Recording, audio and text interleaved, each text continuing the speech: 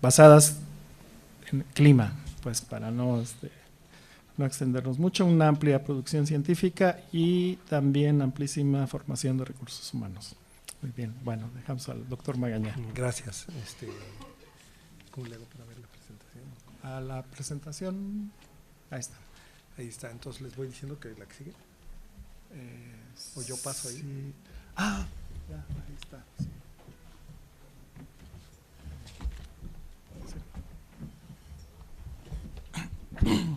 Gracias. Bueno, debo reconocer que el trabajo que voy a presentar no es solamente de los últimos 2 años, es pues de muchos más años, ¿no?, en que venimos interesados en el tema de la sequía. Y de manera general puedo decir que la sequía es uno de los grandes peligros naturales para muchas actividades. Y aquí voy a poner énfasis durante la presentación en manejar conceptos, empezar a hablar de conceptos como qué quiero decir por peligro, qué quiero decir por vulnerabilidad y qué quiero decir por riesgo, porque créanme que a veces empezamos todos a entender algo diferente y el tema de riesgo está adquiriendo una importancia que más vale que nos pongamos de acuerdo, ¿no? O sea, con la definición que ustedes quieran o con la que les proponga, pero que todos hablemos el mismo lenguaje, ¿no? La sequía en general es uno de los grandes problemas para este país, principalmente por la crisis hídrica en la que vivimos, y sorprende a veces los pocos estudios que se han hecho al cómo funciona tanto la sequía meteorológica como la agrícola, la hidrológica o la social, ¿no? Y una de las razones por las que queremos llevarlo al concepto de riesgo es porque queremos hacer gestión de riesgo, es decir, queremos que nos impacte menos, que los daños que causa esto sean menores, ¿no? El 2011 va a ser recordado por la sequía que ocurrió en aquella ocasión y por los costos que tuvo en diferentes sectores y por la forma en la que se manejó la información. Es decir, ustedes cuando leen una noticia de sequía, lo primero que les presentan es una vaca muerta, ¿no? Entonces, las unidades que podríamos utilizar en el futuro es cuántas vacas muertas tenemos, ¿no? Y las vacas muertas podrían ser resultado no de la sequía, sino de que les dejaron de dar de comer o qué sé yo. Entonces, tenemos que pasar a una forma mucho más sistemática o más científica, déjenme ponerlo en esos términos, de cómo vamos a medir tanto la magnitud de la sequía meteorológica y cómo vamos a tratar las otras sequías, ¿no? Y esto cobró mucha importancia porque el gobierno mexicano en el presente sexenio decidió que uno de los grandes temas para trabajar serían, por un lado, la sequía, por otro lado, la parte de inundaciones. En el aspecto de la sequía creó una cosa que le llamó el Programa Nacional contra la Sequía, el cual arrancó con mucha energía y desafortunadamente se secó. O por ahí está más o menos, ¿no? Entonces el tema el objetivo del proyecto era básicamente cómo podemos monitorar o monitorizar, o como se diga en español, sequía meteorológica, que son datos climáticos esencialmente, pero cómo le hacemos para tratar cosas como la parte agrícola o la parte hídrica, ¿no? Más allá de los daños en términos de hectáreas siniestradas o en términos de falta de agua, etcétera. Y es en ese sentido que empezamos a trabajar aspectos tanto de caracterizar el peligro, la sequía meteorológica, como caracterizar elementos de lo que voy a hablar como vulnerabilidad, ¿no? ¿Por qué les hace daño la sequía a ciertos sectores, a ciertas regiones, a ciertos grupos de población? En la parte de caracterizar, por ejemplo, el peligro, y me voy a ir rápido, perdón, pero 20 minutos apenas dan para hablar un poquito. Aquí está una forma más o menos de lo que hicimos, que ya habló Javier hace un rato, sobre la cantidad de datos que entran. Ahí están las estaciones del Servicio Meteorológico, hay otras redes, etcétera, combinado con las estimaciones satelitales, por ejemplo, de lluvia. Todo ello se mete en un algoritmo que trata de reducir la magnitud del error entre un campo preliminar y la observación, lo va ajuste, iteración tras iteración, hasta que llega a una estimación. Si ustedes comparan el píxel con la estación, no van a ser 2 gotas de agua. Van a ser diferentes porque uno es una estimación, otro es la medición in situ, ¿no? Entonces es toda la parte teórica. Y esto me lleva a consideraciones a qué resolución espacial podemos trabajar, por ejemplo, las bases de datos o con qué frecuencia temporal. Y eso depende de cuántas estaciones tenemos, qué tan frecuentemente miden. Y me causa preocupación a veces el encontrarme cosas como estos en otras bases de datos que en aras de darles una super alta resolución espacial de 1 kilómetro por 1 kilómetro, hacen suposiciones sobre los fenómenos o sobre las condiciones climáticas que simplemente no tienen ni pies ni cabeza, ¿no? Entonces esta era una cosa que se llamó WorldClim, que es muy popular en la comunidad, en diferentes comunidades, y que es verdaderamente atroz, por decirlo menos, ¿no? Pero bueno, no se ha discutido y pues ahí sigue, ¿no? ¿Qué hacemos? Generamos campos de varios años. Hacemos comparaciones, por ejemplo, no sé si le pueda poner aquí el cursor, ¿se ve el cursor moviéndose? No, ¿verdad?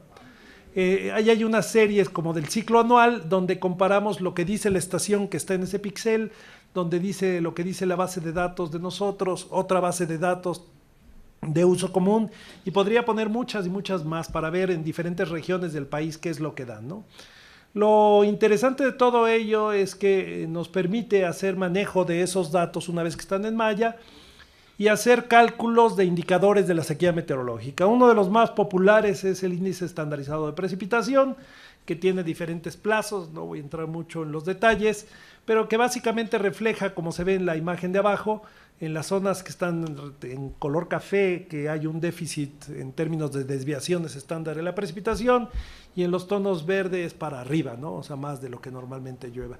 Ese índice de estandarizado de precipitación permite generar muchas informaciones, o podríamos utilizar directamente cuestiones de cuánto menos llovió con respecto a lo esperado o cuánto más llovió con respecto a lo esperado. Aquí les pongo un ejemplo de una imagen para julio y agosto y septiembre del 2015 en el estado de San Luis Potosí.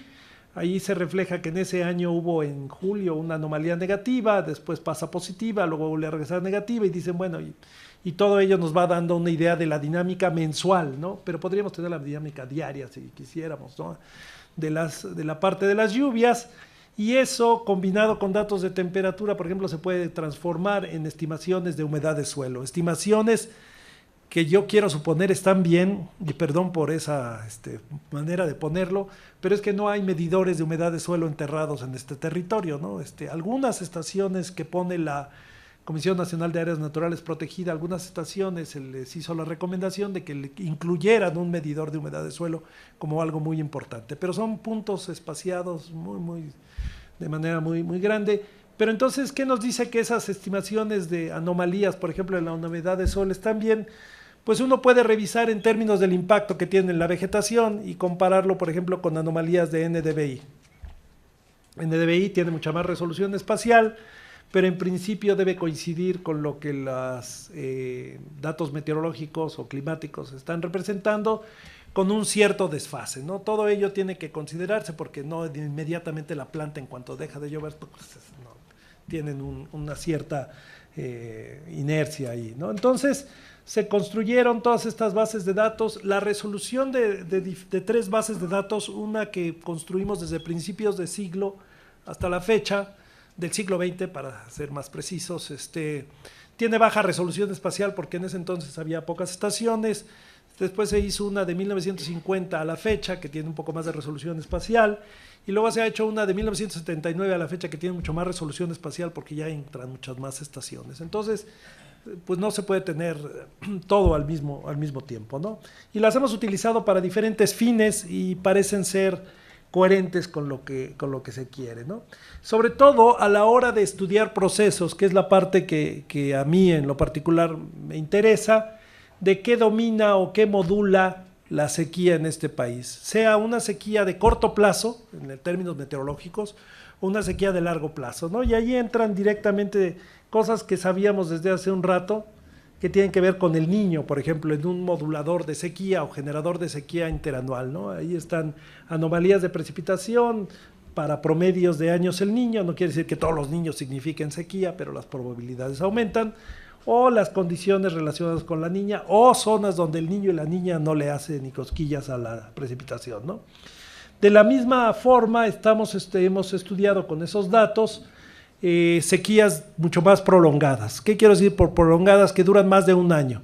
Pueden durar 2, 3 y hasta 4 años. Es famosa las sequías y ahí establecimos colaboración con colegas en California, porque California lleva ya casi 4 o 5 años de sequía y dentro de lo que cabe la han podido manejar. Lo mismo sucedió en Brasil, en la zona de Sao Paulo, y también han hecho sus propias estrategias para reaccionar a la sequía, ¿no?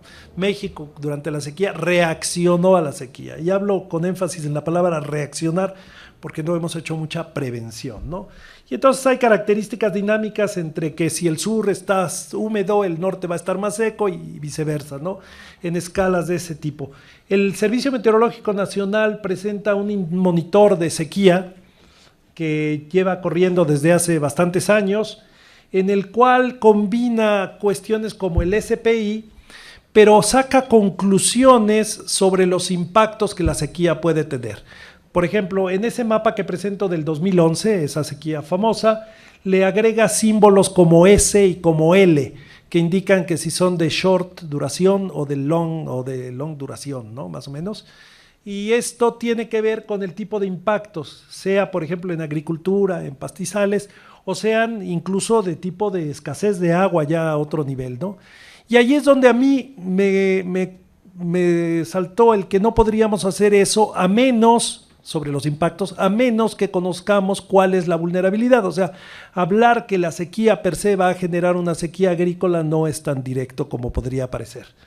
Y entonces hicimos algunas consideraciones, sobre todo en términos de estos conceptos de riesgo. Y aquí reconozco, como acertadamente dijeron hace un momento, no existe una metodología única para aproximar esto que llamamos riesgo ni vulnerabilidad. O sea, estamos como probando diferentes cosas a ver cuáles funcionan mejor, y en esas pruebas nos enredamos un rato dentro del Pronacose. José Luis fue parte también de ese esfuerzo, hasta antes de que se secara, con lo que queríamos era que no tan solo nos quedáramos en decir esta es la vulnerabilidad, sino cómo podemos llevarlo a una gestión de riesgo que prevenga los impactos que normalmente tiene la sequía. Y ese es el fin último de estar caracterizando la vulnerabilidad, hacer la gestión preventiva. Y para ello tenemos que hablar adicionalmente del peligro, y allí hice otra cuestión de definiciones, ¿no? En realidad los desastres o los impactos, y esto lo copié de la gente de geografía cuando llegué yo ahí, es la materialización del riesgo, ¿no? Suena bonito, pero en realidad tiene que ver con el riesgo con el desastre verdaderamente. Y entonces me puse a revisar, por ejemplo, cómo conecto sequía meteorológica, y están señales del Niño para el estado de Guerrero, que fue el que nosotros trabajamos dentro de Pronacose, con impactos, por ejemplo, de siniestralidad en el sector agrícola, tomando datos de la Secretaría de Agricultura, ¿no? Específicamente que están en Siacón. Y entonces veíamos que a veces le daba lo mismo el niño que la niña para tener desastres, ¿no? Entonces tenemos una zona en términos de cultivos de temporal de maíz que era relativamente vulnerable a esto, y se ve un poco más claro si tomo los datos históricos, por ejemplo, que existen para el estado de Jalisco. El estado de Jalisco es quizá el... Perdón. Regálame tantita agua. Gracias. El estado de Jalisco es quizá el mayor productor de maíz. ¿El segundo? Bueno, el segundo.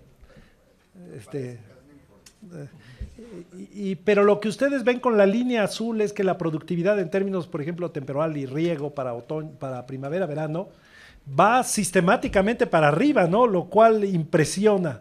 Pero si lo ven para casi cualquier estado, por lo menos de los datos de Zagarpa, va para arriba de una manera impresionante. La cantidad de maíz que hemos logrado producir en los últimos 30 años o cosas así ha crecido de manera significativa, que debiera alcanzar para ser casi autosuficientes. Y ya entraría yo en cuestiones políticas sobre las importaciones y las exportaciones y el niño y bla, bla, bla.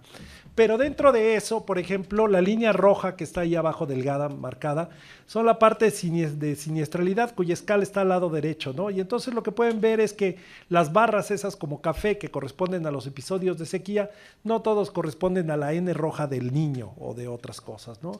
Y el impacto que tienen en términos del cambio de un año a otro, en términos de disminución en la productividad, que tiene que ver con la parte de las sequías que están representadas con un SPI abajo, tendría que considerarse no solo por el fenómeno que llamo peligro, que es la sequía meteorológica, sino por el contexto de vulnerabilidad que han desarrollado en el sector producción de maíz en el estado de Jalisco.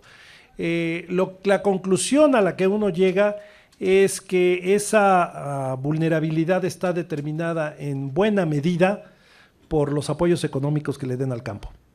O sea, sí influye el que haya sequía o no haya sequía, pero la magnitud del impacto va a ser función, entre otras cosas, de esa vulnerabilidad que está determinada por cuestiones económicas, cuestiones de pérdida de fertilidad en los suelos o ganancia de fertilidad, acceso a información, asesorías y cosas que estamos tratando de evaluar o que fuimos evaluando para construir un modelo de vulnerabilidad que nos llevará a un modelo de riesgo. Entonces, las preguntas esenciales que nos hicimos para poder considerar cuestiones de vulnerabilidad es ¿vulnerable a qué? ¿No? Y allí mi pregunta hace un rato de vulnerable al cambio climático era porque me parece muy vago decir vulnerable al cambio climático o de manera más precisa al clima cambiante.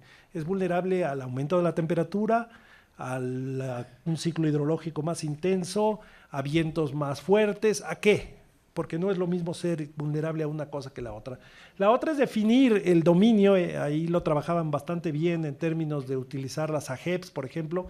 Nosotros para el caso de la sequía y para condiciones de gestión, utilizamos lo que se llama regiones hidrológico-administrativas, que es la forma en la que gestiona o toma decisiones con agua.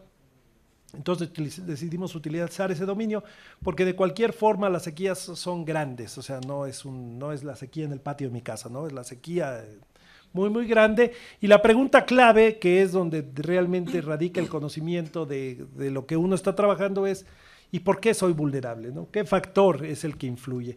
Y eso lo metemos en un esquema en el que hacemos un diagnóstico desde el objeto de estudio, lo que vamos a llamar el peligro, que está en la columna de la izquierda, ¿no? De por qué están sucediendo, donde el qué o quién, el a qué y el por qué, para después entrar realmente a un modelo conceptual que parta de una cuantificación, y para ello utilizamos una aproximación a través de indicadores. No estoy utilizando la aproximación del IPCC de eso de capacidad adaptativa, porque para serles honestos no le entendía al IPCC y eso que yo estuve en el IPCC, ¿no? Pero no me gustó cómo lo abordaron, y entonces utilicé indicadores físicos, sociales, económicos, etcétera, que podrían explicarme esto, y hago una construcción que me lleve a un índice de vulnerabilidad ante la sequía meteorológica. Y a partir de eso le pregunto, una vez que calculo el riesgo con ese cálculo de vulnerabilidad, pregunto ¿y qué explica este riesgo? Voy a irme al ejemplo.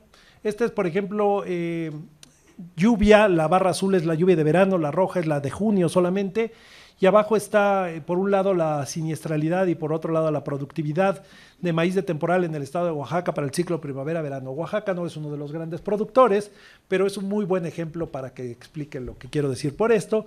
Y entonces ustedes pueden ver que la siniestralidad denotada por la línea azul va al parecer en el largo plazo para abajo, mientras que la productividad va para arriba, ¿no? Estamos hablando de 1.2 toneladas por hectárea, que no es gran cosa, pero ha mejorado con respecto a los años 80, ¿no?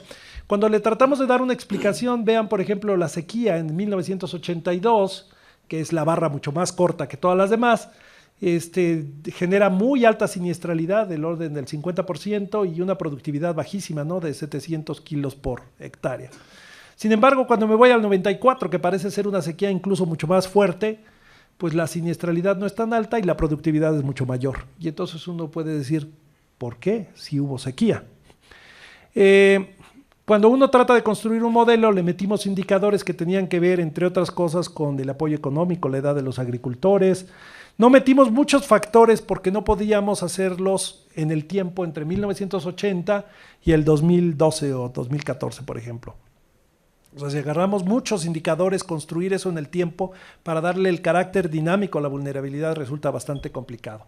Bueno, como quiera que sea, construimos un modelo de vulnerabilidad y de riesgo y entonces lo que tratamos de hacer es ver si simula el comportamiento de la baja frecuencia del riesgo y de los desastres. O sea, ¿qué quiero decir por la baja frecuencia? Déjenme regresar un momento. Ustedes pueden ver que los años 80 eran de mucho mayor siniestralidad que los años 90.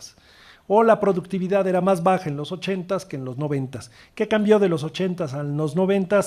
Para hacer la historia corta, básicamente los apoyos al campo, ¿no? Suben sustancialmente y eso tiene un impacto en que aún bajo condiciones de sequía se puede seguir produciendo. ¿Cómo se llama? Procampo, ¿verdad? ¿Qué es lo que entra en los 90? No, más hacia los 90 cuando empezamos a vivir más riqueza. O sea, los datos ahí traen ahí cuánto les daban de dinero. Ahí empieza, ok, perdón. Y agarra hacia los 90 más fuerte. Y esa es la gran diferencia, o sea, el factor contexto en el cual ocurre la sequía es importantísimo para poder hablar de proyecciones de cómo le va a ir a un cierto sector. Hicimos lo mismo para la parte hidrológica, por ejemplo, aquí está la comparación de lo que llueve, que es la línea continua con los niveles de una presa, en este caso La Boquilla en Chihuahua, y ustedes pueden ver que en lo que llamo la baja frecuencia, esas oscilaciones mucho más suaves que podría uno considerar, casi están acopladas con un ligero desfase, ¿no? Ahora, las presas son un sistema que tiene manejo. Es decir, el señor que está ahí en la presa decide que si le abre o no le abre y por lo tanto no van a hacer una relación uno a uno con lo que llueva. Lo mismo sucede incluso con los caudales y ahí les pongo un ejemplo del río San Fernando en Tamaulipas, en donde utilizo en la línea azul los datos de caudal y los datos de precipitación en la línea continua negra. Se ve que en los años 70 al 80 llueve más, sube un poco el caudal, pero después de eso el caudal del río San Fernando, por ejemplo, en esa estación hidrométrica parece irse casi a cero, aun y cuando las lluvias se mantienen funcionando igual. Y ustedes podrán imaginarse qué está pasando allí detrás del río San Fernando, que hace que el caudal disminuya. Es decir, estamos viendo, aquí está un ejemplo por si no me creen que eso sucede en todo el país, es el caso de Oaxaca, ahí está un río Tehuantepec, también va hacia la baja, aun cuando la lluvia se mantiene más o menos constante. Lo que estamos tomando del río, el manejo que estamos haciendo a través de represas o a través de desviaciones, tiene un impacto en la señal y podría uno considerar, si solo mide caudal, que uno entra en una sequía hidrológica aún y cuando no hubo una sequía meteorológica. Entonces esa caracterización del contexto en el que se está haciendo el manejo de esto es importante. Hicimos rápidamente un uso de indicadores, solo 5 o 6 indicadores, no más porque si no nos íbamos a volver locos y no podíamos tener eso en el tiempo. Utilizamos el grado de presión sobre el agua, cuánto cuesta el agua, la productividad sobre el agua, etcétera, para cada región hidrológico administrativa. Los normalizamos y construimos un índice y lo caracterizamos para todas las regiones. En general, en la mayor parte de las regiones ha disminuido la vulnerabilidad, lo cual no los hace invulnerables, por supuesto, pero ya tenemos un contexto de qué es lo que está pasando. Pero repito, el fin no podría ser la vulnerabilidad per se. Hay trabajos del IMTA y de Conagua, etcétera, en que presentan todo un libro para llegar a cuál es la vulnerabilidad ante la sequía. Y les digo, ¿y qué hacemos con la vulnerabilidad ante la sequía? ¿Cómo sé que esto está bien? ¿Cómo sé que esto está mal? Y entonces tratamos de hacer una especie de modelo de riesgo que explique el comportamiento tanto en las bajas como en las altas frecuencias de los impactos. O sea, el riesgo tiene que explicar los impactos y es ahí donde se vuelve un poco más complicado. Y puede uno pensar, ¿los impactos están siendo de mayor magnitud porque cada vez son más vulnerables o porque cada vez las sequías son de mayor intensidad? Tampoco voy a poder entrar a los detalles porque ya se me está acabando el tiempo, pero hay allí ahí está con datos, usamos datos de Conagua, de puras agencias de gobierno, para que todos estuvieran disponibles. A veces no se puede actualizar porque los datos de Zagarpa no están, por ejemplo, llevan un desfase también de un año o algo así. Aquí está, por ejemplo, algunas señales, ahí se ven las barras azules corresponden a los impactos de la magnitud del desastre. No siempre es sequía, a veces es otra cosa, ¿no? Y hay que depurarlos, y bueno, ya me voy. Y esto entró en buena medida a una cosa que tiene que ver con políticas de gobierno, ¿no? En particular con la parte de Pronacose, y se trató de influir para que todos los participantes de Pronacose tomaran una visión mucho más preventiva ante los impactos de la sequía, ¿no? Y entonces ahí están esquemas, ustedes pueden encontrar los informes de Pronacose en las páginas de la Conagua, en donde qué hacer antes de, que es trabajar en medidas estructurales contra la vulnerabilidad, durante la sequía, que son los sistemas de alerta temprana, y después de la sequía. Y esas recomendaciones se hacen a nivel regional. Y finalmente voy a decir lo siguiente, aquí está por ejemplo también el impacto en la producción de bovinos, para el caso del estado de Veracruz, después de la sequía del 2011, que fue la más severa, vean la caída en todo eso, pero este gráfico lo voy a utilizar para referirme a que, aunque pienso yo en la sequía meteorológica como un fenómeno natural, hay cierta influencia de la actividad al parecer en el clima, y esa es una línea que el estar trabajando en este proyecto abrió. Hay zonas, por ejemplo esa de Guatemala, que ven ahí como en rojo, es donde han tirado muchos árboles de más de 5 metros y cosas así, en Veracruz, en el norte de Veracruz también, y lo que estamos observando es que esas zonas, a partir de ese proceso de deforestación, comienzan a entrar en un régimen de clima de menos precipitación de lo que antes era, ¿no? Entonces estamos explorando qué hay detrás de eso. El proyecto, bueno, en los últimos 2 años, con colaboración con gente del Centro del Agua, del Tecnológico Monterrey, pero también con mis estudiantes, hemos sacado algunas publicaciones que aparecen ahí, estamos trabajando en algunas tesis de los alumnos, y es gracias esencialmente a ellos, aquí está una de mis alumnas, que básicamente las cosas se van moviendo, y entonces llegamos a algunas conclusiones sobre qué debería hacer el INEGI en cuanto a monitoreo, y es no solo sacar las medidas de los impactos, sino sacar una medición del contexto regional en el que esos peligros o esas amenazas llamadas sequía meteorológica se va presentando, para explicar de mejor forma por qué a veces tienen más o tienen menos impactos. Y ahí me voy a callar, a menos de que haya preguntas. Gracias.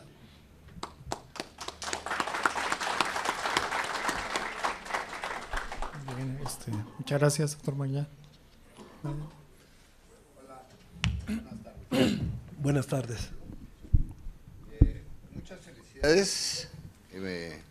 Uno se complace mucho de ver que se realicen este tipo de estudios. Primero una aclaración, yo te había dicho 83, 84, fue 93, 94, ¿no? Cuando en programa Procampo en operación. Por otra parte, esta cuestión de la materialización de los desastres o el riesgo, lo que sea, para mí me resulta ser muy importante, porque no solo nos serviría para otras cosas explicar por qué sucedió eso, ¿sí? Por qué cayó la producción, por qué cayeron los rendimientos, etcétera, sino precisamente nos serviría más que todo para ir preveniendo que esos desastres sean menos, que tengan un impacto menor en las actividades agropecuarias del país. Nada más, ese era mi comentario y muchas felicidades, ¿no? Gracias.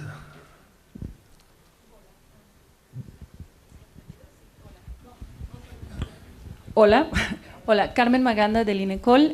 Doctor Magaña, es un gusto ver su investigación, muchísimas felicidades. Yo lo recuerdo como conferencista invitado en el CIESAS, en la red de la doctora Virginia García, y toda esta construcción social del riesgo y vulnerabilidad. Es tan interesante ver cómo ha avanzado a cómo hoy está usted catalogando estos conceptos muy bien mezclados con la información. Aparte de felicitarlo, yo solo quiero saber dónde podemos conseguir. Estoy sumamente interesada por la tabla de indicadores de los factores de vulnerabilidad a la sequía meteorológica. ¿Esta investigación ya está publicada, está por publicarse, o dónde podemos ir por esto más específico? Gracias. Sí, el artículo de arriba a la derecha está publicado en una revista que se llama Weather, Climate and Society en el 2016, y allí se discute mucho de los indicadores de vulnerabilidad. Debo decir que los revisores, que fueron bastante bravos, nos ayudaron mucho a aclarar muchos de los conceptos, ¿no? Entonces, esa revista, si ponen Neri, y Magaña Neri es mi alumna Carolina Neri, en Weather, Climate and Society van a encontrar la publicación. ¿Ya? Una duda, ahorita que estaba viendo el comportamiento de la producción de bovinos en Veracruz, usted establece una relación directa entre el comportamiento del hato y la sequía, ¿sí? ¿Es así? Pero pues hay otros elementos, por ejemplo, no sé, el precio, si cierran el mercado de Estados Unidos, no sé si sea para la frontera. A lo que voy es que hay muchos otros factores que pueden incidir en ese comportamiento y yo no sé de qué manera usted asegura que es efectivamente por la sequía. Esa es una. Otra, respecto a que tenemos una menor, si le entendí bien, vulnerabilidad frente a la sequía en cuestiones agropecuarias a partir de la implementación de ¿cómo se llama? De Procampo, perdón. Si no está considerando también una reconversión que hubo de pequeños productores que antes se dedicaban a estas actividades, ahora grandes productores que efectivamente tienen tecnología para enfrentar en mejores condiciones este tema de la vulnerabilidad. Y entonces, por ejemplo, para nosotros ese tipo de medidas, bueno, está bien, ¿no? O sea, la agricultura, la producción, la protegieron. Pero ¿y qué pasó con todos esos campesinos que antes se dedicaban a esa actividad y que ahora ya no lo pueden hacer? ¿Es o no vulnerable un escenario bajo esas condiciones? Gracias. Bueno, efectivamente, qué bueno que se captó el mensaje. Lo que yo dije desde un principio es que no podemos hacer una asociación solo entre el fenómeno meteorológico, en este caso la sequía, y el impacto, que hay que considerar en qué contexto de vulnerabilidad eso ocurre para poderlo explicar. Y el contexto de vulnerabilidad, como bien lo dijo también hace un momento, es multifactorial y además es dinámico, ¿no? Entonces, en ese sentido, seguramente esa caída en la producción de bovinos en el estado de Veracruz no solo es por la parte del peligro, sino que el contexto de vulnerabilidad debe influir, como puede ser los precios en el mercado, puede ser los estímulos, etcétera, otro tipo de cosas, ¿no? Pero esa es la esencia de del mensaje que estamos queriendo ver, que se vea como riesgo y no solamente dentro de un paradigma naturalista en el que el fenómeno explica el impacto, ¿no? Efectivamente, el objeto de estudio aquí no eran las personas, era el sector.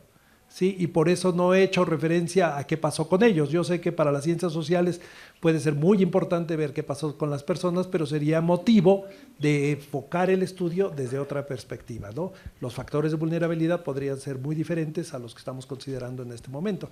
Y ese es el gran reto, ¿no?, de todo esto. Perdón. Hola, yo soy Emilio Zavala de Infotec. Ya que están hablando de los parámetros o los indicadores de la sequía, no vi bien o no vi claro si pudieran correlacionar el nivel freático de los pozos, que bueno, hay bastantes. Bueno, yo fui geofísico de campo y eso abunda como indicador de sequía, porque decían que de alguna forma faltaban parámetros en las regiones y bueno, de eso hay bastante.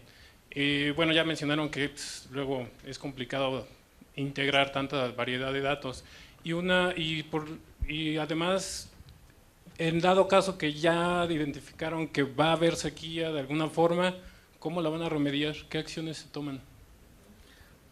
Bueno, efectivamente, cuánta agua hay disponible es un factor de vulnerabilidad que se incluye, el nivel, la condición de los acuíferos, y no solo de los acuíferos, sino de los cuerpos de agua superficiales. En otra de los artículos que ahí aparece hay uno de recomendaciones para un programa de investigación sobre la sequía, en el cual una de las recomendaciones es que se haga monitoreo de la condición de los acuíferos a través de satélite, por ejemplo, que son técnicas que están comenzando a aparecer. Y la segunda era, ¿qué? ¿Qué remediación hay? Bueno, de lo que se trata es no de remediar, sí se trata de remediar, pero no tanto, sino de prevenir. O sea, la gestión estructural, el riesgo, es lo que se estaba tratando de impulsar con Prodacose, ¿no? Hacernos menos vulnerables a través de la identificación de los factores de vulnerabilidad y sobre cuáles actuar. Perdón, Arturo. Dos preguntas muy cortas. Una con respecto a lo último que dijiste acerca de los estudios que estaban haciendo o tratando de hacer, de encontrar la relación entre pérdida de vegetación, deforestación, con cambios en los patrones. Más o menos a qué nivel o a qué escala pueden empezarse a ver.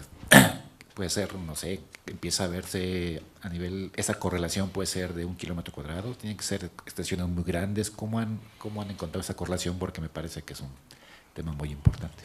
Y el segundo que me preocupa un poco es que has encontrado, dicho que el factor que reduce como el riesgo es meterle dinero al campo o los pollos de La poca- vulnerabilidad. La vulnerabilidad, sobre todo porque me parece que si no desglosamos en qué se usa ese dinero, me parece que el mensaje que estamos dando es malísimo, ¿no? Me parece que ahí tenemos que ver, sobre todo pensado, si dijeras un dinero que le pones un año antes, para el siguiente te diría vamos por buen camino, sino el siguiente va a ser todos los días en eje 7 y eje 1 poniente vamos a tener a los campesinos, ¿no? Entonces me parece que desglosar cuáles son las acciones, no solamente en dineros, que es una correlación positiva, me parece que es muy importante que se mencione.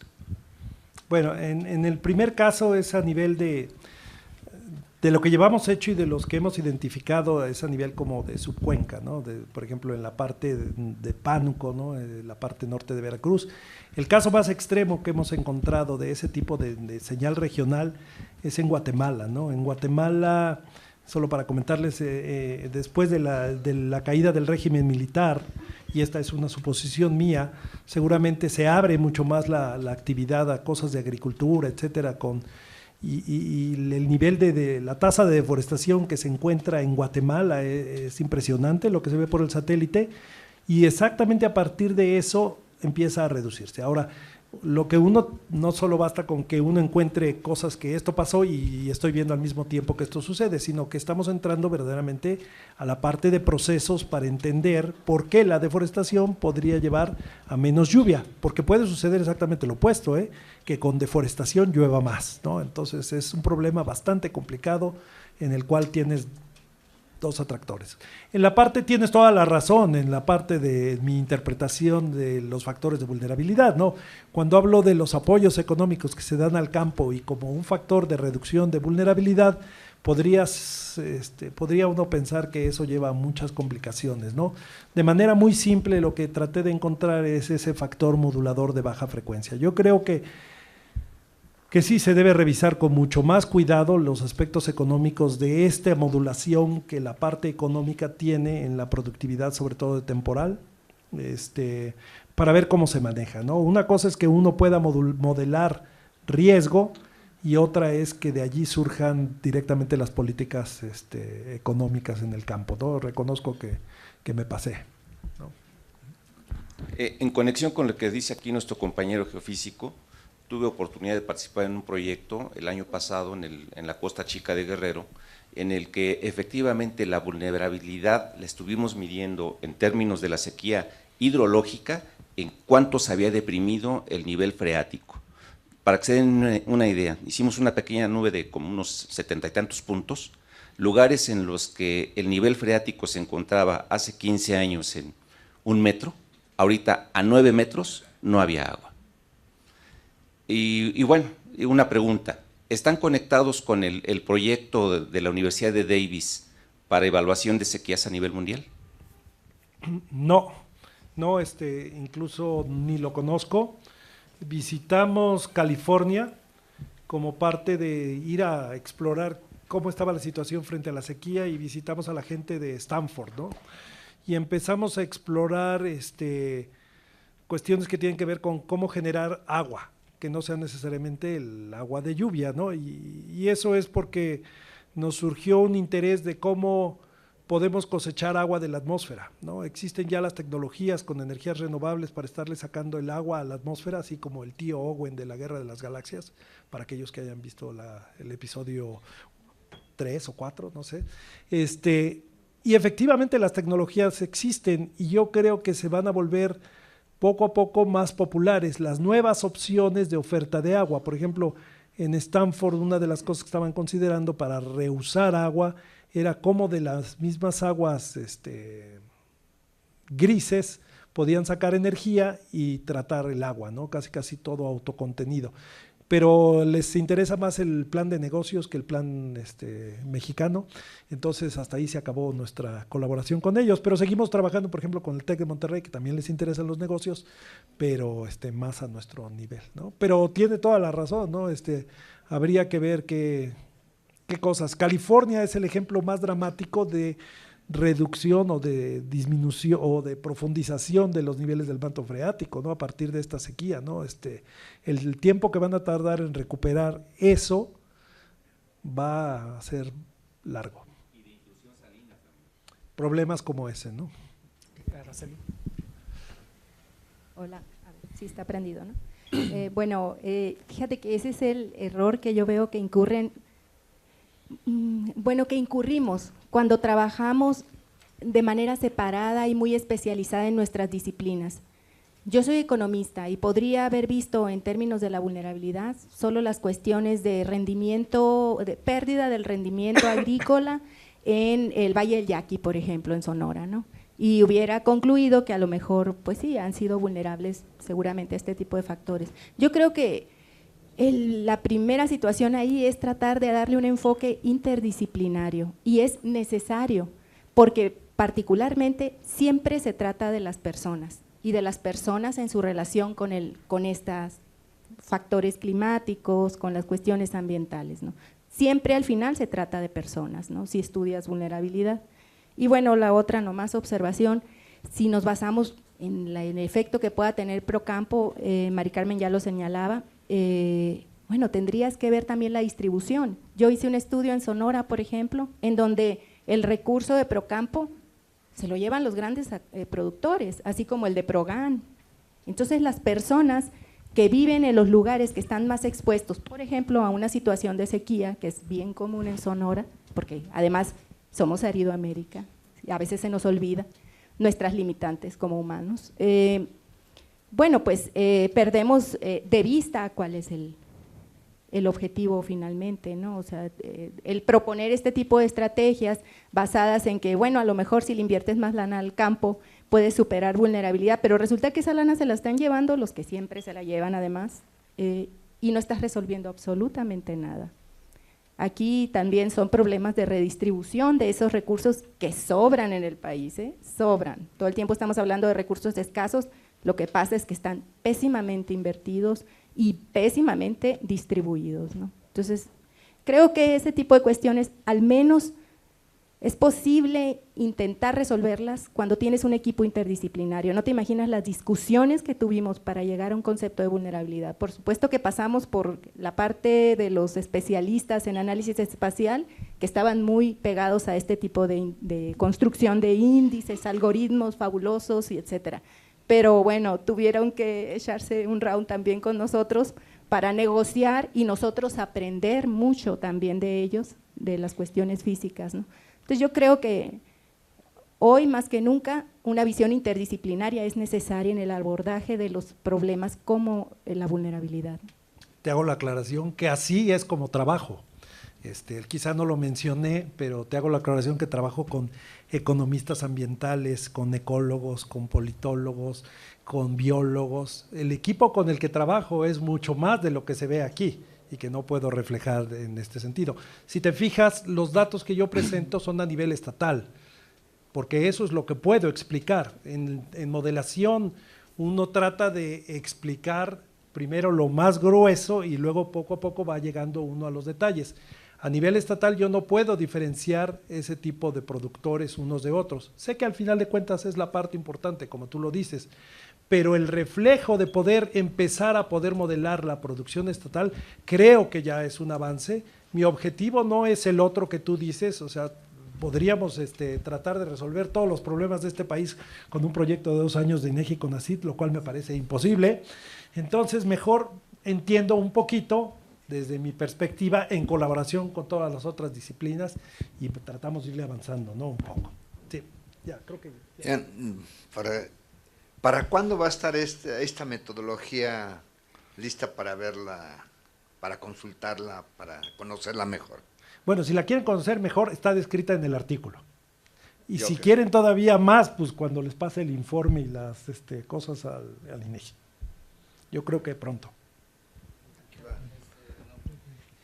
Bueno, la última. Ya se tiene esta metodología, entonces, ¿qué es lo que se espera? ¿Que reemplazar a la actual, la del servicio meteorológico, o qué se pretende con esta nueva metodología? El servicio meteorológico no hace estimaciones de riesgo. Uno de mis alegatos con la gente del servicio es que además de los pronósticos del tiempo y del clima que ofrecen, deberíamos empezar a ofrecer a manera experimental en sus, ¿cómo les llaman?, reuniones esas de pronóstico estacional del clima, algo así, debiéramos ofrecer alguna especie de pronóstico de riesgo. El concepto empieza a costarle trabajo a mucha gente, ¿no? ¿Qué quieres decir por eso? Bueno, porque son contrastantes los niveles de riesgo que uno encuentra ante los fenómenos. El servicio meteorológico mantiene muchos esquemas tradicionales en cuanto a procesamiento. Hay cuestiones incluso de qué quiere decir pronosticar el futuro en diferentes sentidos que creo que todavía no lo han movido mucho. Entonces, y vaya que no está tú para saberlo ni yo para contarlo, yo les escribí el plan de modernización, ¿no? Con el cual vienen funcionando. Y muchas de las cosas que están queriendo tímidamente cambiar parten de ahí, ¿no? Yo creo que hay que hacer muchos más cambios y reconozco que el gran problema en el servicio meteorológico es la falta de personal de alto nivel, ¿no? ¿Sí?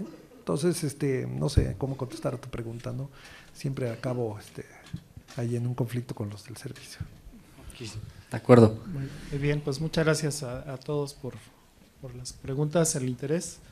Lo que se muestra un gran avance en la comprensión de la sequía y sus diferentes tipos, distinguir la meteorológica, de la hidrológica, de la agrícola, etcétera, y sigue a lo mejor la disponibilidad de agua para la gente, ¿no? Para la población. Hay mucho es mucho lo que se avanzó, también vemos que hay mucho todavía por avanzar, así que es un muy buen avance y no queda más que decir que hay que seguir, ¿no? Y que bueno, esperamos que sí esté disponible toda esta información. Tenía algunas preguntas también, pero ya se terminó el tiempo, entonces damos al doctor Magaña su reconocimiento.